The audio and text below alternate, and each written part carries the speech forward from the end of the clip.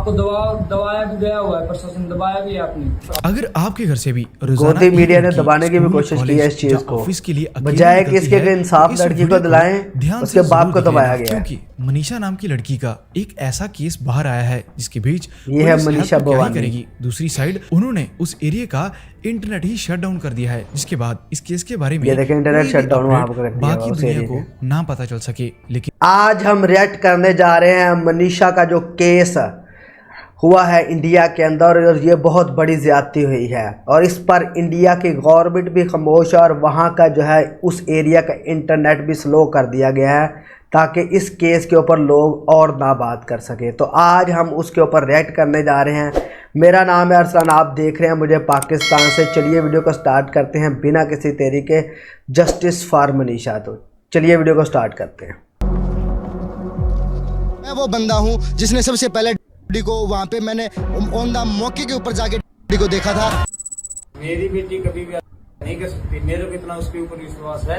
और justice for Manisha, ये उसके फादर है। मेरे को है ना उसका न्याय चाहिए है, मैं उस चीज को नहीं मानता कि आप आज पूरा भारत मिलकर पुलिस और गवर्नमेंट से जवाब मांग रहा है कि जो भी मनीषा के साथ हुआ उसके पीछे कल्प्रिट कौन थे, क्यों पुलिस अब भी उन्हें नहीं पकड़ पाई। दूसरी साइड फैमिली अभी भी मनीषा को लेकर बैठी है कि हम अंतिम संस्कार तभी करेंगे जब पुलिस उनकी लड़की को इंसाफ देगी। जितना आप इंटरनेट पर इस केस के बारे में जानते जाओगे, गुत्थी और ज्यादा उलझती जाएगी। मुझे लगता है किसी इस वीडियो सियासी आदमी का पीछे हाथ है, लेकर आए हैं जिसके बीजेपी का कोई मेंबर ही ना हो इसके पीछे। बिल्कुल क्लियर हो जाएगा, आपको पता चल जाएगा कि हरियाणा की मनीषा नाम की लड़की के साथ उस रात क्या हुआ था। आखिरकार इस सब के इससे पीछे पहले भी मणिपुर के अंदर वाकया हुआ इस तरह का, और इंडिया के अंदर बहुत सारे इस तरह के हुई है। आपको पता होगा कि लेडी डॉक्टर के साथ भी इस तरह हुआ करते हैं। वेलकम बैक गाइस, मेरा नाम है करण और आप तो ये कोई ना कोई केस इंडिया के अंदर औरतों के साथ होता आ जा रहा है, तो कुछ ना कुछ तो गवर्नमेंट को करना पड़ेगा।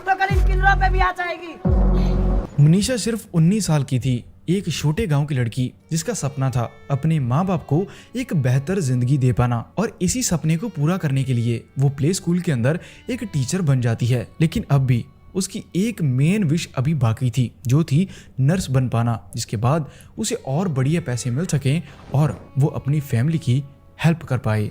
11 अगस्त 2025 की सुबह मनीषा अपने पापा से कहती है कि पापा मैं आज थोड़ा लेट आऊंगी क्योंकि मुझे कॉलेज के अंदर जाकर नया एडमिशन फॉर्म फिल करना है। और ऐसा बोलने के तुरंत बाद वो अपने स्कूल की वैन पकड़ लेती है और स्कूल में पहुंच जाती है। और इस टाइम पर घर वालों को 1% भी अंदाजा नहीं था कि जो लड़की उनके सामने चलकर जा रही है वो जिंदगी भर उन्हें ऐसे कभी नहीं मिलेगी। घर से सुबह 7:30 बजे वो स्कूल के लिए निकलती है। सारा दिन स्कूल में बिताने के बाद दोपहर के लगभग 1:30 बजे वो स्कूल से वापस बाहर आ जाती है, और ये चीज सीसीटीवी के अंदर भी नजर आ रही है। लेकिन जैसे ही सीसीटीवी में देखा गया कि वो स्कूल से बाहर निकलती है, उसके बाद कोई भी सबूत उसके बारे में नहीं मिलता। कोई भी नहीं जानता था कि वो इस जगह से कहां गायब हो जाती है। शाम होते ही 6:26 पर वो अपने फादर को कॉल करती है, लेकिन वो काम में बिजी थे जिसके कारण वो इस कॉल को नहीं उठा पाए।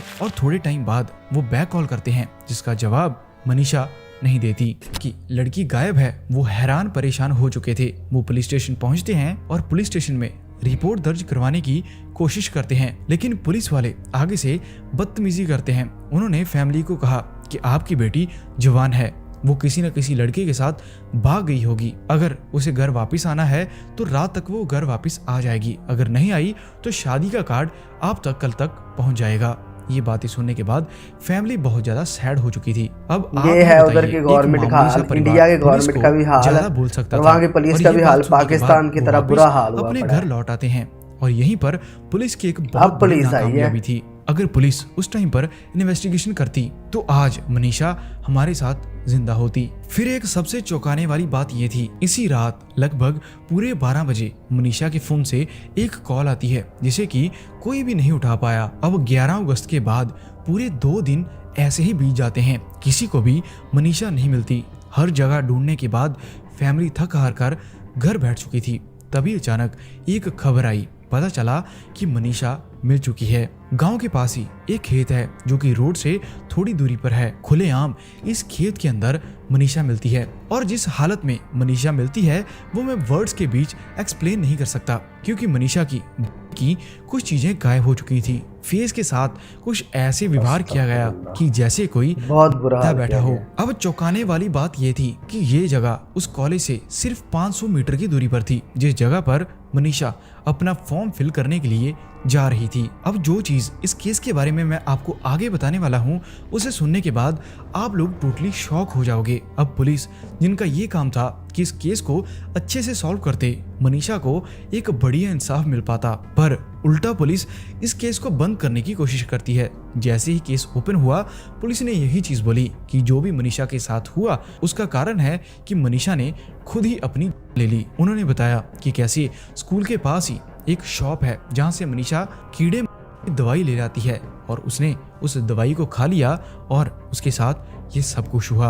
अब आपको यहाँ तक लग रहा होगा कि शायद ये केस एक नॉर्मल और सिंपल सा केस है, लेकिन मेरे दोस्त, ये चीज वैसी बिल्कुल नहीं है जैसी आपको दिखाई दे रही है। पुलिस वालों का यहाँ पर यह कहना था कि वो कीटनाशक दवाई खाने के बाद वो सीधा इस खेत के पास आ जाती है। वहीं पर वो खत्म हो गई और बाद में जो जानवर थे उन्होंने मिलकर उसकी को नोचा, जिसके बाद उसकी ये हालत हो गई। पर उसकी के ऊपर लगभग 29 मिलीमीटर का एक बड़ा सा दाग था, जो कि बहुत बड़े बड़े सवाल सामने लाता है। फिर इसी के बाद इस केस के ऊपर बड़ा बवाल तब पड़ा जब मनीषा के फादर की एक वीडियो सामने आती है, जिसके अंदर वो बता रहे थे कि जो भी पुलिस बोल रही है कि मनीषा ने खुद अपने साथ ये सब कुछ किया, वैसा कभी भी नहीं हो सकता। वो तो खुशी खुशी अपने घर से निकली थी, उसके अभी भी बहुत सारे सपने थे और बल्कि इन्हीं सपनों को पूरा करने के लिए वो आज अपने कॉलेज के अंदर एक फॉर्म भी फिल करने वाली थी। मनीषा के फादर ने बताया कि कैसे पुलिस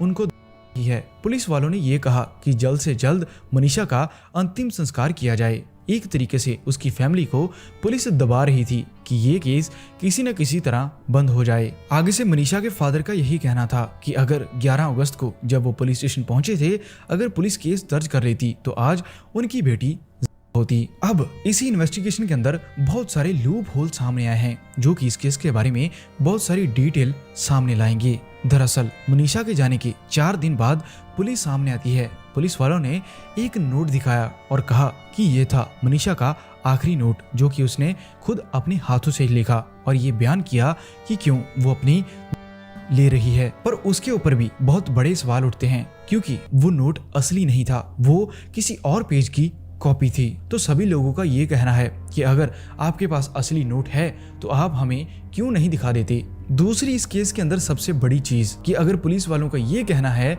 कि मनीषा ने खा लिए, तो आज लगभग 10 दिन बीतने के बाद भी पुलिस को वो बॉटल या वो रैपर क्यों नहीं मिला। अब इसी के बाद एक तीसरी चीज सामने आई। पुलिस के मुताबिक मनीषा ने उसी शाम को ये सब कुछ कर लिया था, पर जो मनीषा के फादर को रात को 12 बजे कॉल आई तो वो किसने की? अगर तो वो कॉल मनीषा ने खुद की थी तो वो पहले इस जिंदगी से कैसे जा सकती है। और फिर इसी के साथ जुड़ी हुई सबसे बड़ी चीज कि पुलिस को अब तक मनीषा का मोबाइल फोन क्यों नहीं मिला। क्यों पुलिस इतनी इन्वेस्टिगेशन करने के बाद भी उस फोन को ढूंढ नहीं पाई। अगर पुलिस चाहती तो मनीषा की लास्ट लोकेशन जो उसका फोन ट्रेस करके ये पता लगाया जा सकता था कि मनीषा के साथ उस रात क्या हुआ या किस इंसान ने उसके साथ ये सब कुछ किया था। अब जैसे ही ये केस सामने आता है, पूरा मीडिया वहां पर पहुंच गया। जिस जगह से मनीषा मिली थी उस जगह से थोड़ी ही दूरी पर मीडिया वालों को बहुत सारे रैपर्स, बियर की बोतल्स और बहुत सारी और चीजें मिलती हैं। अब बड़ा सवाल ये था,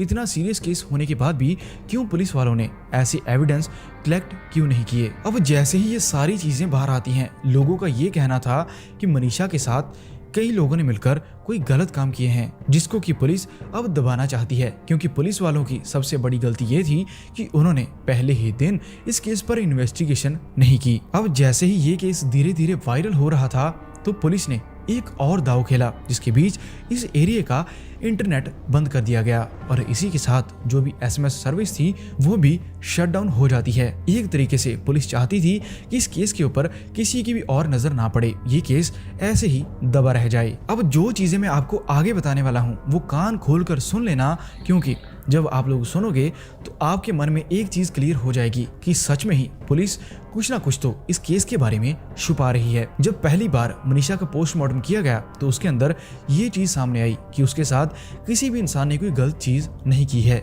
बल्कि वो लेने के बाद मनीषा इस दुनिया से चली जाती है, जिसके बाद जानवर आए और उन्होंने उसके को सारा खराब कर दिया। लेकिन जैसे ही फैमिली और लोगों का प्रेशर पड़ता है तो दूसरी बार के लिए पोस्टमार्टम किया जाता है, जिसके बीच ये चीज भी आती है कि उस लड़की के साथ शायद असॉल्ट भी हो चुका है। अब फैमिली का तो ये भी कहना है कि उनकी लड़की के साथ किसी मर्द के द्वारा चीज की गई और उसे इस तरह ऐसे फेंक दिया गया। पर फिर भी पुलिस इतना सब कुछ होने के बाद भी ये मानने के लिए राजी ही नहीं कि मनीषा के साथ किसी और इंसान ने कुछ किया है। पुलिस वाले अब भी उसी बात पर अड़े हैं कि मनीषा खुद ही इस दुनिया से चली गई। जैसे प्रोटेस्ट और बढ़ता है, लोग इस केस के बारे में और जानने लगे, तो एक बड़ी चीज की गई। जो भी पुलिस ऑफिसर इस केस पर काम कर रहे थे उन सभी को सस्पेंड कर दिया जाता है, सिर्फ इसी बात के लिए कि जो भी लोगों के मन के अंदर गुस्सा बैठ चुका है वो शांत हो सके। क्योंकि दोस्तों ये बात डाइजेस्ट नहीं होती कि कैसे एक लड़की जो कि 11 अगस्त को गायब होती है वो पूरे 2 दिन तक एक ओपन फील्ड में पड़ी रही और किसी भी इंसान को उसके बारे में नहीं पता चला। मनीषा की कहानी एक लड़की की नॉर्मल क्राइम स्टोरी नहीं है, ये सिस्टम का एक बहुत बड़ा फेलियर है। खैर अब तक भी फैमिली के द्वारा मनीषा का अंतिम संस्कार नहीं किया गया। इस वीडियो को बनाने का मेरा मकसद यही था कि हमें सभी को मिलकर मनीषा के लिए आवाज उठानी चाहिए, जिसके बाद थोड़ा प्रेशर पड़ सके और उसकी फैमिली को ये इंसाफ मिल सके। अगर आप लोग भी मनीषा की इस केस के अंदर हेल्प करना चाहते हैं तो प्लीज इस वीडियो को आगे शेयर करके गवर्नमेंट और पुलिस के ऊपर एक बड़ा इम्पैक्ट जरूर डालना। हाँ जी, तो यहाँ पे करते हैं वीडियो का एंड। जिस तरह आपने देखा कि मनीषा वाला केस किस तरह वहाँ की पुलिस जो है वो छुपा रही है और पुलिस ने किस तरह बदतमीज़ी की उसके बाप के साथ जब उसने केस करने गया, तो ये है इंडिया की पुलिस की असल हकीकत। और ये पुलिस उन्होंने बीजेपी गवर्नमेंट ने 10 सालों के अंदर बनाई है। जिस तरह पाकिस्तान की पंजाब की पुलिस है, इसी तरह इंडिया के अंदर भी पुलिस का बेड़ा गर्क हुआ पड़ा है। हाँ जी, तो अगर इसके ऊपर जो है वो बीजेपी की गवर्नमेंट भी कोई एक्शन नहीं ले रही, लेकिन लोगों ने इसके ऊपर प्रोटेस्ट करना शुरू किया है। अगर आपको मेरा रिएक्शन इस वीडियो के ऊपर अच्छा लगा है और मनीषा की वीडियो की हकीकत इंडियन भाई ने जो बनाई है वो अच्छी लगी तो मेरे चैनल को सब्सक्राइब करें, वीडियो को लाइक एंड शेयर करें। बहुत बहुत शुक्रिया। अल्लाह हाफिज़।